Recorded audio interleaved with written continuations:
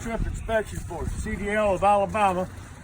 The examiner's looking at me at this time. What I have my keys are in my pocket and my wheels are chalked. Put these chalks right here, 8 inches away from the back axles on these tires right here. So with the rough side goes down, approximately 8 inches, front and rear of that tire. Turn around in front of my truck. Stand in the front of my tractor and my trailer. First thing I'm looking for, I'm bending down on the ground, I'm looking on the bottom of the ground underneath my engine, and I'm looking for any type of fluid leaks. Radiator, transmission, engine oils. Also, I'm looking at the stance of my truck. I want to make sure my truck is not laying either left or right to indicate that I have a possible suspension problem. Across the very top cab of my tractor, I have 5 amber marker lights. They're not cracked, damaged, or broken, and they all appear to be properly mounted and secure, and I'll check their operation when I do my in-cab inspection on my tractor. Coming up to the front of my tractor on my passenger side, the first thing I'm looking at, passenger side windshield. Main thing I'm looking at, make sure my windshield is not cracked, damaged, or broken, that the seal around it is not ripped, torn, or frayed, and that I have no illegal stickers in my view of my vision coming looking out of my windshield.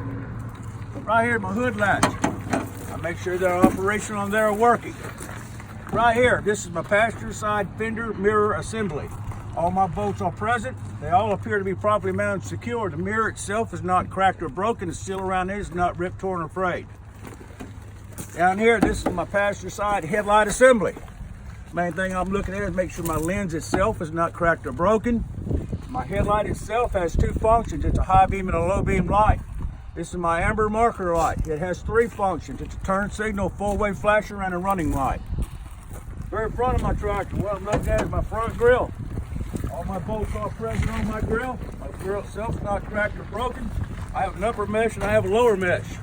Main thing I'm looking for in that mesh is there's no obstructions up behind this grille that possibly cause my engine to overheat. My front bumper, again, all my bolts are present. They appear to be properly mounted and secure. It's my front tag. It's clean, it's clear, it's legible, and at this time this is up to date. Here we go again. Come right back over here. This is my driver's side headlight assembly.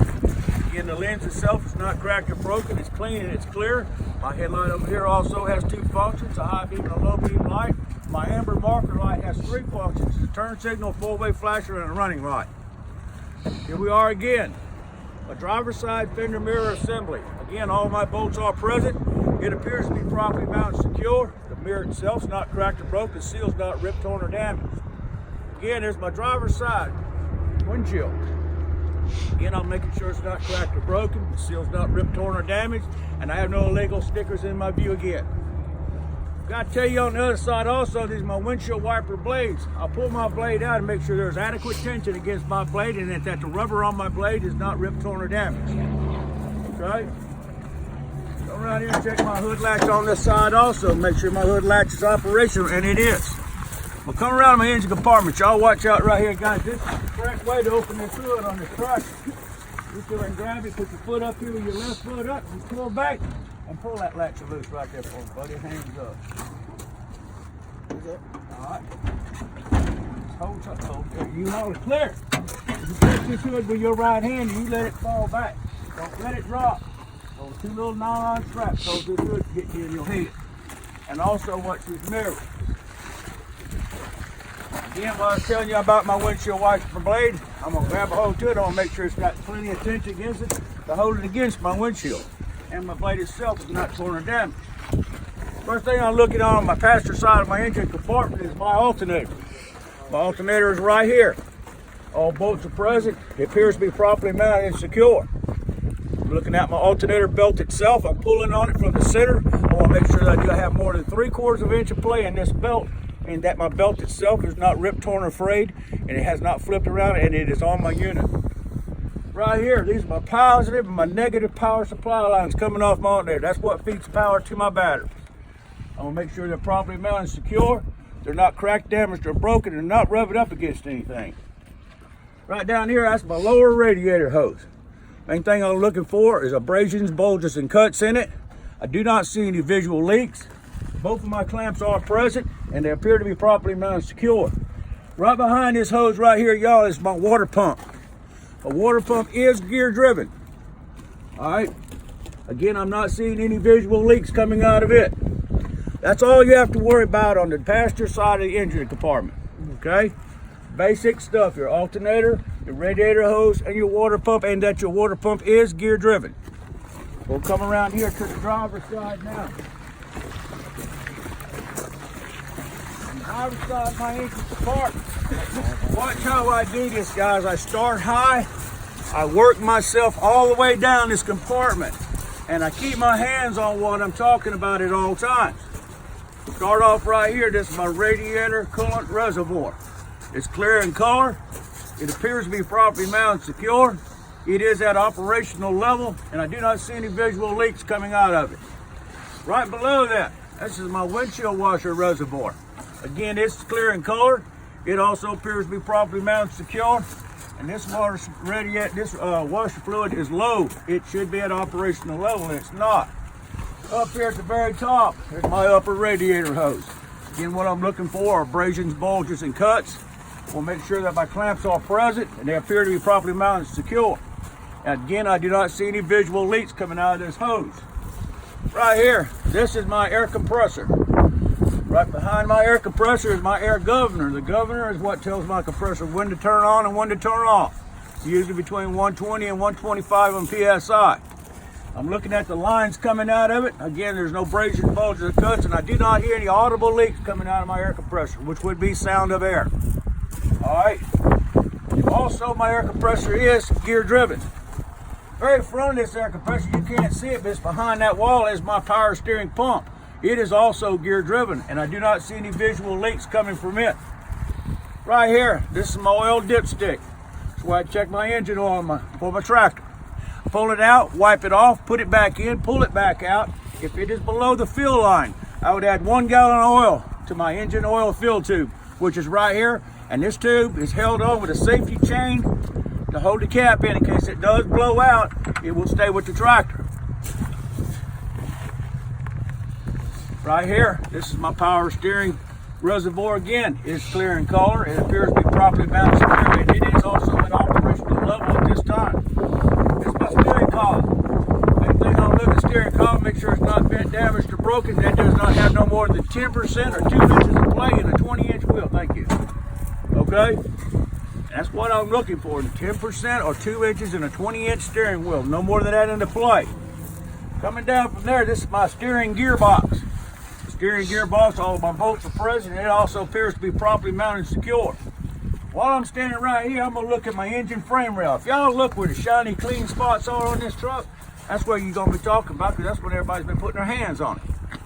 Main thing, I'm looking at my frame rail. I'll make sure it's not cracked, damaged, or broken, has no illegal holes or illegal welds in it.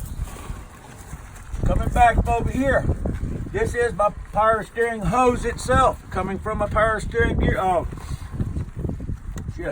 My power steering, fluid. Again, there's no bulges, abrasions, or cuts on it. Both my clamps are present. Right here, this is called your pitman arm. Pitman arm is what comes out of your steering gearbox. Again, my pitman arm is not bent, damaged, or broken. My pitman arm is held on by a castle nut and a quarter key. All right, this right here is my drag link. My drag link has its manufacturer's bend in it. Otherwise, it's not bent, damaged, or broken. On the back side of that drag link is also a quarter key and a castle nut. These right here are my leaf spring hangers. All bolts are present. They're not cracked or broken. My leaf springs themselves, what I'm looking for, be to make sure my leaf springs are not cracked, broken, have shifted, or there are any shiny spots around it. Indicating the shiny spots is indication that something's loose. And these leaf springs are hold on to my front axle by my 2 U-bolts. The U-bolts are not cracked, damaged, or broken. They appear to be properly mounted and secure. Right here are my shock absorbers. Same as this side on this compartment, I have on the other side. Main thing I'm looking for in my shock absorbers is any oil coming out of it. It indicates that they're gone, they're bad. Okay? And our brake system. Let me crank this thing up and turn this wheel so you guys can see what I'm looking at.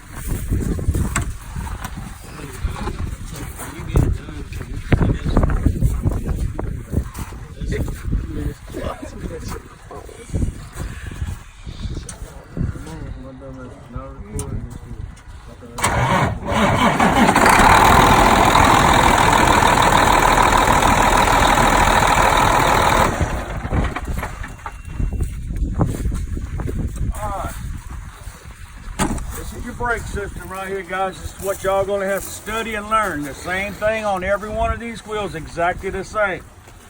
First thing I'm looking at right here, little big skinny line right here. That's my ABS line. That stands for anti-lock brake system. Right behind that, that is my air supply line itself. Again, all I'm looking for are abrasion, bulges, and cuts, and I'm hearing any type of audible sound coming from it. This right here is my brake chamber itself. It's properly mounted and secure. It's not bent or broken. Again, I hear no leaks out of this. This is a charged system. You will hear air if one of these things go bad. Right here, this is your slack adjuster and your push rod right there. It's held with clevis pins and clevis keys. These two little dudes right there are clevis pins and clevis keys.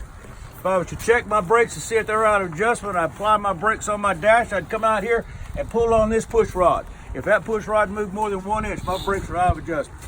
Okay? Inside of my brake system itself are my brake shoes. I'm looking at my brake shoes. I want to make sure I have more than 1/4 inch pad on them. There's no dirt, oil, or grease on them. I'm looking at my brake drum itself. I'm making sure my brake drum is not cracked, damaged, or broken. And again, if there's no dirt, oil, or grease, and my drum is not excessively worn. You'll see it have a deep groove cut in it. I'm coming to the inside of my rim now. Anything I'm looking for, if it's not bent or broken, no illegal holes or welds in it. I'm looking at my rim around the bead of my tire also. I want to make sure this thing has not been curved. Somebody come in and hit the curb with the inside of his tire and bent this bead. You're going to lose all your air pressure eventually out of your tire. On tires themselves, we start off with the inside sidewall to start with. What am I looking for? Abrasions, bulges, and cuts. 10-4, what we look for, and wire. Across the top of my tire, main thing I'm looking is to make sure my tire is wearing evenly all the way around and all the way across. And that I do have what? 4/32 tread depth, 10-4. Here we go on the outside, same thing. You remember what I was telling you, this is repetition, y'all. I gotta say the same thing on the outside of my tire. I'm looking for abrasions, bulges, and cuts, and wire again, right? Here's my bead of my rim again, right there around my tire. I wanna make sure it's not bent or broken. I'm looking at my rim myself. I wanna make sure my rim is not cracked, damaged, or broken. There's no legal holes or welds in it. Right here, this is my metal valve stem and my metal valve stem cap. That's where I check my air pressure in my tire at. If needed be, I bring it up manufacturer specification. Most of these tires run about 100 PSI. I got how many lug nuts and spacers on the front wheel? They are 10. I got 10 lug nuts and spacers. I'm making sure they're all properly mounted and secure. The main thing I'm looking for are rust trails or any shiny spots around those lug nuts. That's an indication they're loose. All right, this right here, y'all, is your front hub seal. That's where you check your hub oil inside on your front wheel. If you do anything, you pop that plug out right there, stick your finger down that hole, should come out dry. You're gonna put oil in this thing. And where you put it at, right there. On the side of this thing has a plug. You can pull out and add oil. Most of the times y'all won't do this, but that's part of the test, okay? That right there, guys, is A. Go ahead and shut your phones off. That is A right there. As simple as that.